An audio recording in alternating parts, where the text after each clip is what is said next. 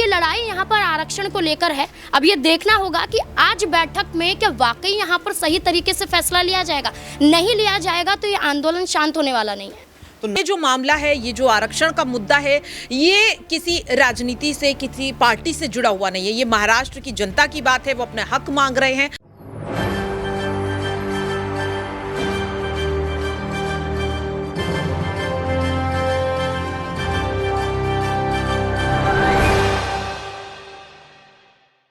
नमस्कार, SPN 9 news आप देख रहे हैं। आपके साथ मैं हूं अक्षय अग्रवाल। ये आग कब बुझेगी?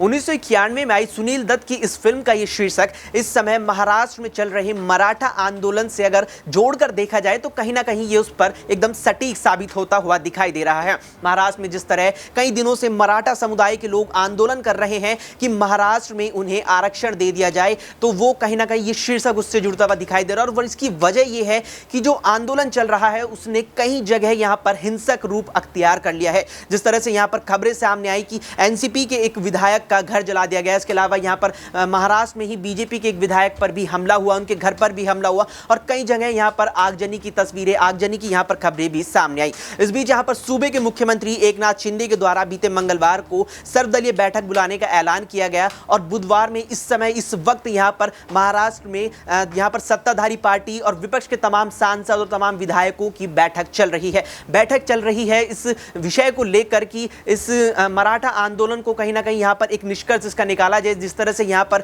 मराठा समुदाय के लोगों द्वारा मांग की जा रही है कि उन्हें यहां पर प्रदेश में आरक्षण दे दिया जाए। इसके अलावा यहां पर कुणबी जाति के सर्टिफिकेट की भी यहां पर मांग की जा रही है कि यहां पर मराठा समुदाय के लोगों को कुणबी जाति का प्रमाण पत्र दे दिया जाए, जिससे यहां पर कुणबी जाति का प्रमाण पत्र मिलने से मराठा समुदाय के लोग जो हैं वो यहां पर ओबीसी के समान दर्जा यहां पर उन्हें मिल जाएगा और इसके तहत यहां इसके माध्यम से उन्हें कहीं ना कहीं आरक्षण मिल जाएगा। बता दें कि यहां पर उद्धव ठाकरे की जब महाराष्ट्र में सरकार थी तो उन्होंने मराठा समुदाय के लोगों को 12% आरक्षण शिक्षण संस्थानों में दिया था। इसके अलावा उन्होंने यहां पर 13% आरक्षण यहां पर नौकरियों में दे दिया था, लेकिन उसके बाद 2021 मई में सुप्रीम कोर्ट ने इस आरक्षण को पूरी तरह से बर्खास्त कर दिया था, जिसके बाद एक बार फिर से यहां पर सूबे में मराठा समुदाय के लोगों द्वारा इस मामले को लेकर के मुद्दा उठाया गया और अब ये जो विवाद है वो और भी ज्यादा बड़ा होता हुआ यहां नजर आ रहा है। इस बीच यहां पर कई सवाल हैं जो इस पूरे मुद्दे को लेकर लगातार चल रहे हैं और इन्हीं सवालों के जवाब हम अपने साथियों से तलाशेंगे जो हमारे साथ न्यूज रूम में मौजूद हैं।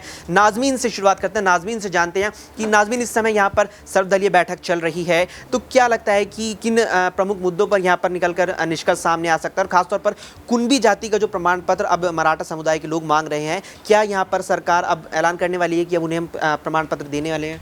देखिए, यहाँ पर मांग तो सिर्फ मराठाओं की सिर्फ यही है कि सर्टिफिकेट दिया जाए और यहाँ पर जो एकनाथ शिंदे की सरकार है वो सीधे तौर पर ये कह भी चुकी है। यहाँ पर एकनाथ शिंदे ने बाकायदा फिर यहाँ पर फ़ोन किया था यहाँ पर जारंगी को और सीधे तौर पर उन्होंने कहा था कि आप आंदोलन को शांत कर दीजिए, हम सर्टिफिकेट को लेकर बात करेंगे। आज इस बैठक में इसी पर चर्चा होगी कि यहाँ पर ओबीसी कैटेगरी में उनको शामिल किया जाए और यहाँ पर उनको एक सर्टिफिकेट दिया जाए। लेकिन उसके बावजूद यहाँ पर मराठाओं का ये कहना है कि हमें तो पूरा आरक्षण चाहिए, पूरे महाराष्ट्र में चाहिए, हर कैटेगरी में चाहिए। लेकिन वहीं दूसरी तरफ देखा जाए तो सरकार अभी पूरी तरह से आरक्षण देने के मूड में नहीं है। यही विरोध तो यहाँ पर मराठा करते हुए नजर आ रहे हैं। ये आंदोलन उनका काफ़ी वक्त पहले से है। कांग्रेस की सरकार आई, शिवसेना की आई, यहाँ पर भारतीय जनता पार्टी की आई, कई सरकारें बदली, लेकिन मराठाओं को यहाँ पर आरक्षण नहीं मिला, ऐसा उनका कहना है। और वो ये कह रहे हैं कि कुणबी खुद ओबीसी में आता है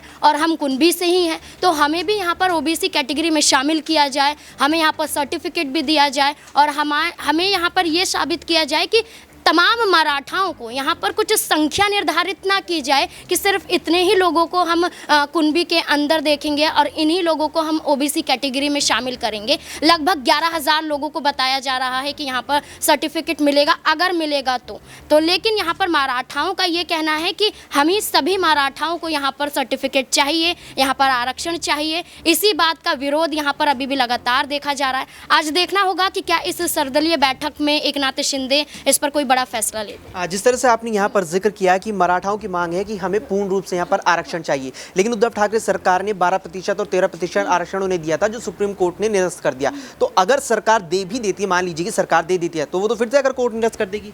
देखिए, कोर्ट ने निरस्त किस लिए किया था? यहाँ पर उनका ये कहना था कि जो ओबीसी कैटेगरी के लोग हैं उनके लिए फिर आरक्षण कम पड़ जाएगा ना, फिर वो लोग कहाँ पर जाएंगे? आप एक तरफ यहाँ पर कहते हैं कि मराठाओं को आरक्षण देने के लिए उद्धव ठाकरे की सरकार ने 12-13% दे दिया, जिसमें शैक्षणिक स्थानों पर भी दिया गया, लेकिन यहाँ पर मामला सुप्रीम कोर्ट में रोक लगाने का सिर्फ यही था कि आप दोनों पक्षों को लेकर चलिए। यहाँ पर ओबीसी भी हैं, यहाँ पर मराठा भी हैं। अगर आप आरक्षण दे रहे हैं सही तरीके से दीजिए, जिससे ना तो ओबीसी के लोग यहाँ पर नाराज हो, ना यहाँ पर मराठा लोग नाराज हो। तो जिस तरीके से आपने कहा कि दोबारा निरस्त हो सकता है, बिल्कुल हो सकता है अगर सही तरीके से इस बार भी फैसला नहीं लिया गया, क्योंकि ये कहा जा रहा है कि 27% ओबीसी को यहाँ पर आरक्षण मिलता है, लेकिन अगर उसी में से मराठाओं को दे दिया जाएगा तो फिर उन लोगों का क्या होगा? तो ये लड़ाई यहाँ पर आरक्षण को लेकर है। अब ये देखना होगा कि आज बैठक में क्या वाकई यहाँ पर सही तरीके से फैसला लिया जाएगा।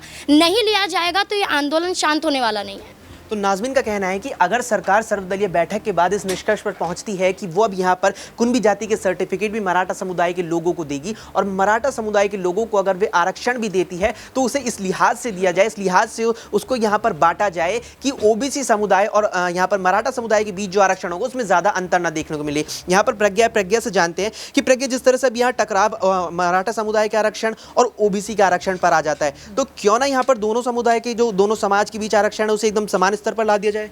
जी बिल्कुल, देखिए यहाँ पर जिस तरीके से विपक्ष इस बात को कह भी रहा है कि सबको समान अधिकार यहाँ पर मिलना चाहिए, लेकिन सवाल यही है कि इतने सालों से ये जो मामला था इस पर कोई ठोस कदम जो है वो नहीं ले पा रही थी, चाहे वो उद्धव की सरकार हो या फिर अब जिस तरीके से बात करें लगभग 1.25 साल से ज़्यादा का समय हो चुका है और एकनाथ शिंदे भी महाराष्ट्र को बखूबी संभाल रहे हैं, लेकिन मराठा आरक्षण के मामले पर कहीं ना कहीं उनकी सरकार भी फेल होती हुई नजर आई और इसीलिए अब महाराष्ट्र की जनता का गुस्सा फूट पड़ा है और साफ तौर पर उनकी जो देखिए मांग है वो मांग गलत नहीं है, मांग सही है, लेकिन जो तरीका वो अपना रही है वो कहीं ना कहीं गलत है, क्योंकि देखा गया है कि जब भी महाराष्ट्र में कोई मुद्दा गरमाता है कहीं ना कहीं जनता आगजनी पर उतर आती है। और आज जो मराठा आरक्षण को लेकर आंदोलन छिड़ा है उसमें अब ऐसा हाल हो चुका है कि इसमें सिर्फ और सिर्फ आम जनता ही नहीं झुलसती हुई नजर आ रही है, बल्कि अब नेता और सरकार भी झुलसते नजर आ रहे हैं। जिस तरीके से आप भी देख रहे हैं कि जो आंदोलनकारी हैं वो यहाँ पर ना तो पक्ष देख रहे हैं ना विपक्ष देख रहे हैं,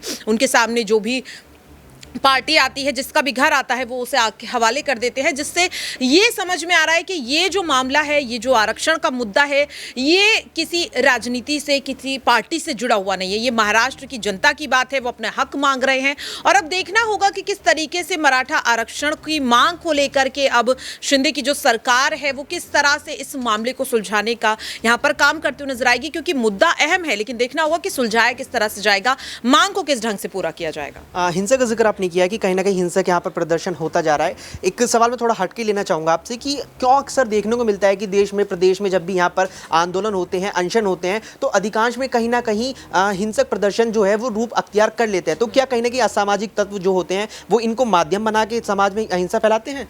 देखिए यहाँ पर कुछ भी कहा जा सकता है, क्योंकि जाहिर तौर पर अगर बात करें तो जब भी आंदोलन होता है तो उससे कहीं ना कहीं शांतिपूर्ण तरीके से ही शुरू किया जाता है। चाहे अभी हाल फिलहाल में हमने जितने भी आंदोलन देखे हो, किसान आंदोलन हो या फिर अभी हाल ही में पहलवान खिलाड़ियों ने जो यहाँ पर प्रदर्शन किया था वो आंदोलन करते हुए नजर आ रहे थे, या उससे पहले भी जो तमाम हमने प्रदर्शन या आंदोलन देखे, लेकिन यहाँ पर देखने के लिए मिलता है कि शुरुआत शांति से होती है लेकिन अचानक से उसमें इस तरीके की हिंसा देखने के लिए मिल जाती है। अब हो सकता है कि कुछ असामाजिक तत्व कहीं कहीं उनके आंदोलन को खराब करने की कोशिश कर रहे हैं और बार बार सरकार इसे लेकर के सुरक्षा के इंतजाम भी देती है कि आंदोलन को खराब करने के लिए जितने भी ये असामाजिक तत्व हैं उन्हें रोका जा सके, उन्हें लेकर कड़ा एक्शन लिया जा सके।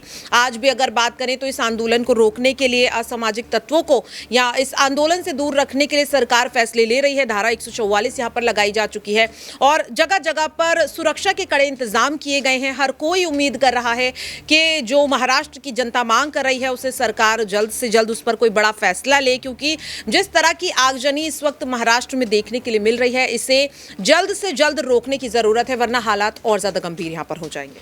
तो यहाँ पर प्रज्ञा का कहना है कि किसी भी राजनीतिक दल से ये जो अनशन है, ये जो यहाँ पर प्रदर्शन है, ये जुड़ा हुआ नहीं है। इसलिए यहाँ पर साफ तौर पर देखने को मिल रहा है कि ना ही वे बीजेपी के साथ है या बीजेपी के खिलाफ है या किसी और राजनीतिक दल के खिलाफ है। ऐसे में एक आखिरी सवाल हम यहाँ पर तुषार से लेना चाहेंगे कि तुषार, जिस तरह से बीजेपी की सरकार है, बीजेपी गठबंधन की राज्य में सरकार है और एक मुद्दा यहाँ पर बन रहा है जो उठता जा रहा है, तो अक्सर देखने को मिलता है कि विपक्ष मुद्दे को उठाता है और फायदा बनाता है अपनी राजनीति को और ज्यादा उठाने के लिए। तो यहाँ पर विपक्ष शांत नजर आ रहा है, क्या वजह लगती है इसकी?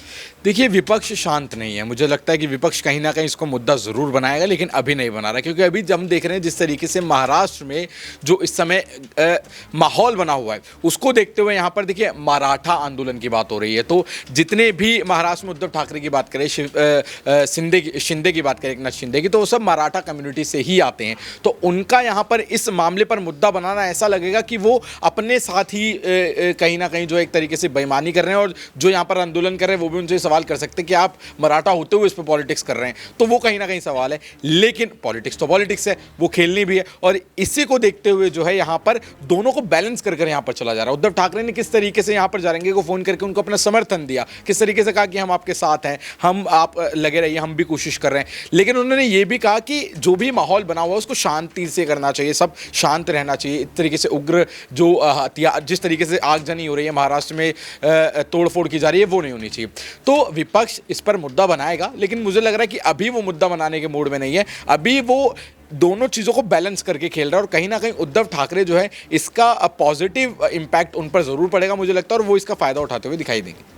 तो यहाँ पर तुषार का कहना है कि विपक्ष इसको बैलेंस कर चल रहा है। लेकिन इस बीच यहाँ पर महाराष्ट्र से सीधी बड़ी खबर आ रही है। SPN 9 न्यूज़ की टीम लगातार महाराष्ट्र में भी सक्रिय है, और बड़ी खबर यहाँ पर आ रही है कि राज्य सरकार के मंत्री यहाँ पर हसन मुशर्रफ के काफिले पर हमला हुआ है, और यहाँ पर आशंका जताई जा रही है कि कहीं ना कहीं मराठा आंदोलन में जो असामाजिक तत्व शामिल हो गए हैं, क्या उन्होंने ये हमला किया है। बहरहाल यहाँ पर इस बीच जो सर्वदलीय बैठक है वो भी शुरू हो चुकी है। अब देखना है कि क्या यहाँ पर फैसले सर्वदलीय बैठक में सरकार के द्वारा लिए जाते हैं, क्या यहाँ पर सरकार के द्वारा जो फैसले लिए जाते हैं उनमें कितनी यहाँ पर विपक्ष के विधायकों, सांसदों की यहाँ पर सुनी जाती है। फिलहाल के लिए इस पेशकश में इतना ही। देश और दुनिया की तमाम खबरों को लेकर अपडेट रहने के लिए आप देखते रहिए SPN 9 न्यूज़।